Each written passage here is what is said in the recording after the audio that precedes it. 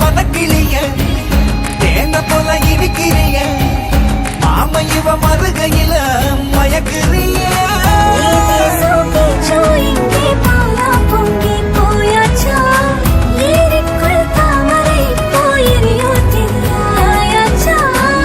கண்ணாடி போல என்ன சுத்த வச்சாகாதே கண்ணாடி பொம்மை போல நீயும் வந்த